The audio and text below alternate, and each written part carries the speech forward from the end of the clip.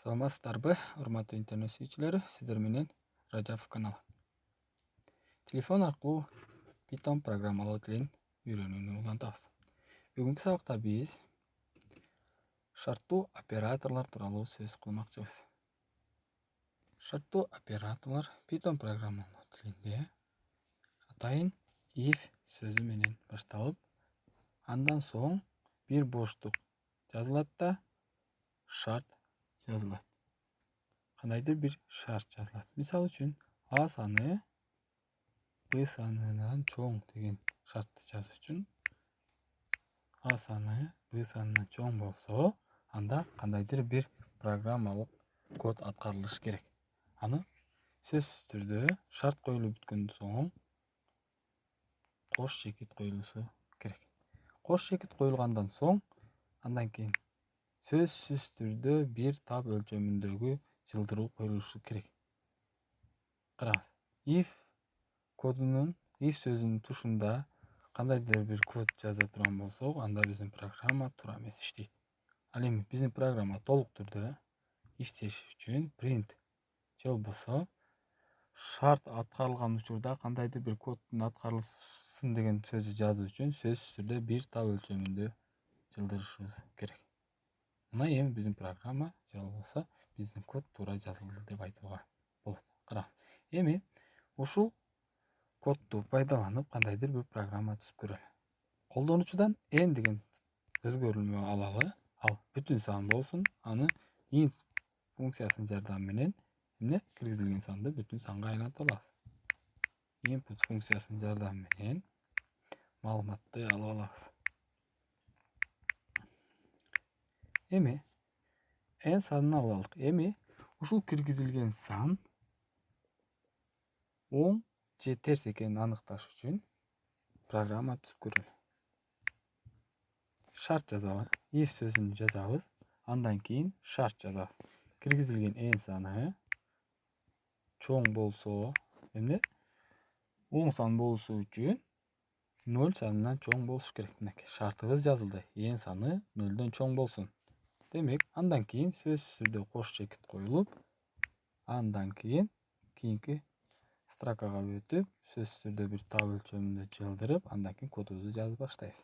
Эгерде шарт боюнча n 0дон чоң болсо, анда биздин программа экранга оң сан деп чыгарып берсин.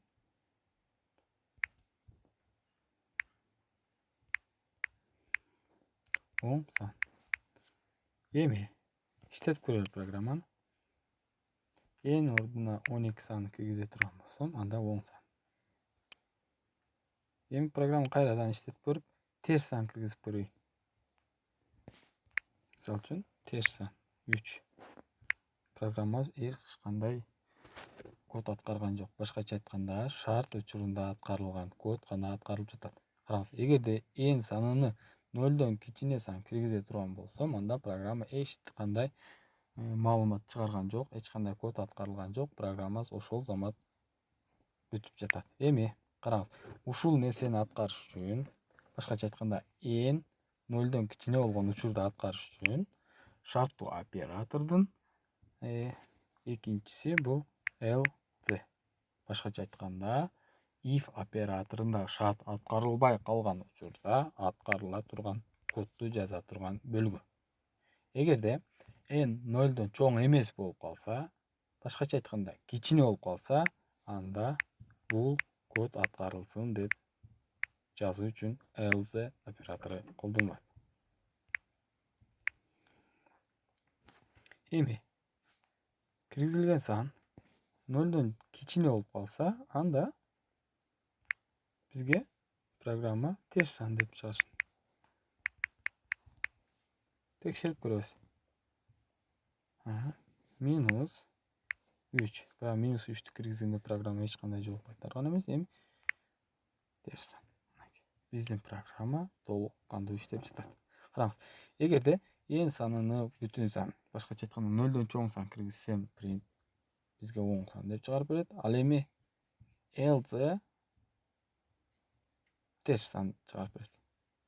If сөзү бул биз жакка тургондо, эгерде n 0дон чоң болсо, анда оң сан, else андай эмес болуп калса, else бул андай эмес болгон учурда сөзсүз түрдө жазылганда кош чекит жазылышы керек. Андай эмес болуп калса анда терс сан. Программабыз дагы да түшүнүктүүрөөк болсун үчүн дагы бир программа түзүп көрөлү. Биздин программа киргизилген сан жуп же так экенин аныкташ турган программа түзөлү. Ага чейин биз салыштыруу операторлору тууралуу сөз кылалы. Караңыз, Python программалоо тилинде бир канча салыштыруу операторлору бар. Алардын бирөөсү азыр эле колдонгон чоң белгиси, ал эми кичине чоң белгиси мындай жазылса, кичине белгиси.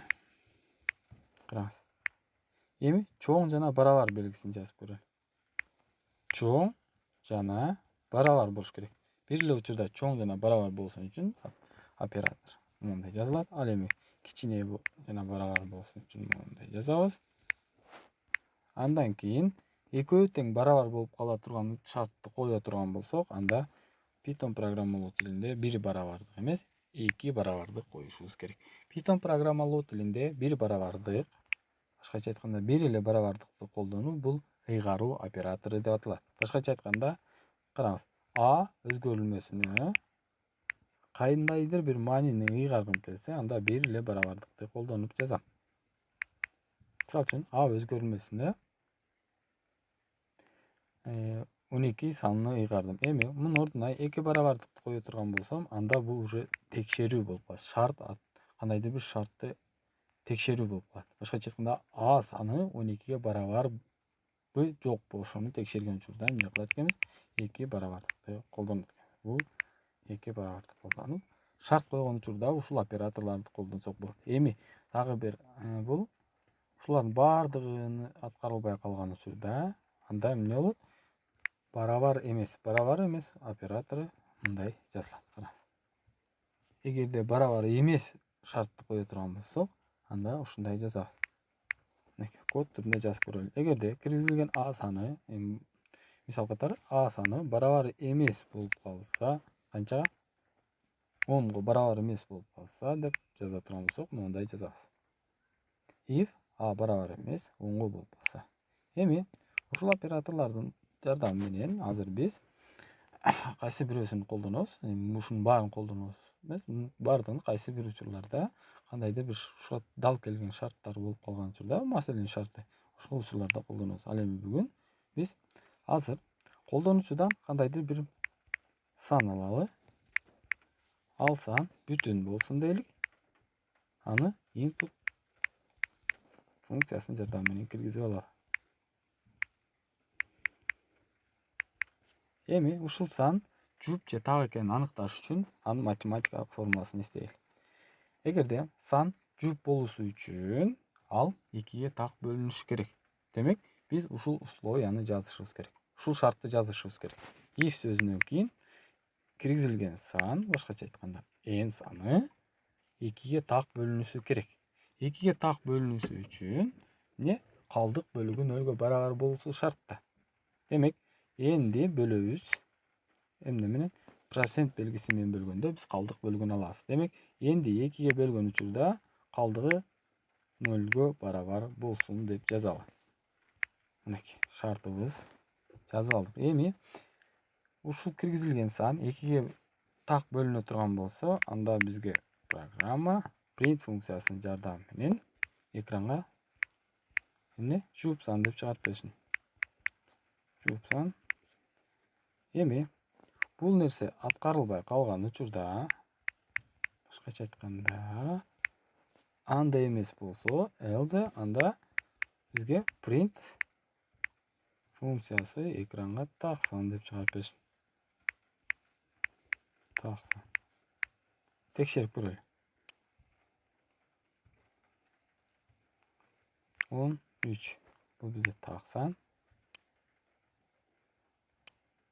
Жуп сан киргизип көрөлү. Мисалы үчүн 22. Жуп сан. Программабыз туура иштеп жатат. Эми караңыз, дагы бир жетишпестик бар биздин программада. Аны 0ду киргизип көрөйүн программада. Жуп санды чыгарып атат. Демек, 0 бул биздин учурда жуп санга чыгарып атат. Эми 0 деген сан бул жупта такта эмес деген санды чыгарып бериш үчүн биз программага дагы бир шарт киргизишибиз керек. Караңыз, биринчи шартты жазып алдык. Эгерде биз экинчи шартты дагы бир if менен жаза турган болсок, анда программабыз туура эмес жазылып калган болот. Караңыз, шарт аткарылбай калган учурда, if'тен кийинки жазылган шарт аткарылбай калган учурда дагы бир шарт жазгыбыз келсе программабызга, анда биз else if, башкача айтканда, андай эмес болуп калды, бирок дагы бир шарт аткарып жатабыз. Аны elif кыскартылган elif сөзү менен жазабыз. Бул else if деген сөздүн кыскартылмасы. Эми бул жерге дагы бир шарт жазабыз. Эми n деген 0 барабар болуп калган учурунду жазышыбыз керек экен. Муну программабыз дагы да туура иштеши үчүн биринчи шартка жазалы. If киргизилген сан өзү 0 барабар болуп калса, анда бизге бул программабыз бизге print функциясынын жардамы менен чыгарып алабыз ки такта жупта эмес. Жупта такта эмес. Андан кийин elif сөзү менен кийинки шартты жазабыз. Elif сөзүн жазабыз да, андан кийинки шартты жазабыз. Ал эми else операторунан кийин эч кандай шарт жазуунун кажети жок. Бул алдыңкы шарттар аткарылбай калган учурда гана аткарылат. Демек биринчи операторда, биринчи if операторундагы шарт 0 барабар эмеспи? Демек 0 барабар эмес болсо, демек шарт кийинкиге өтөт. Elif операторуна өтөт, андан кийин 2ге бөлүп көрөт. 0 барабар болбогон учурда 2ге бөлүп көрөбүз. Ал калдыгы 0 барабар болуп калса, жуп сан деп чыгат. Ал эми калдыгы 0 барабар эмес, сан киргизилген сан өзү 0 барабар эмес, анда else оператору иштейт. Программаны иштетип көрөлү. Эми 0 сан киргизели. Жупта такта эмес. Дагы башка сандарды киргизип көрөлү. 123 бул бизде так сан. Дагы бир санды киргизип көрөлү. Жуп сан боло турган бир 144. Жуп сан. Программабыз толук кандуу иштеп жатат. Ушуну менен бүгүнкү сабагыбыз аягына келип жетти. Келерки сабакта амандашканча сак саламатта калыңыздар.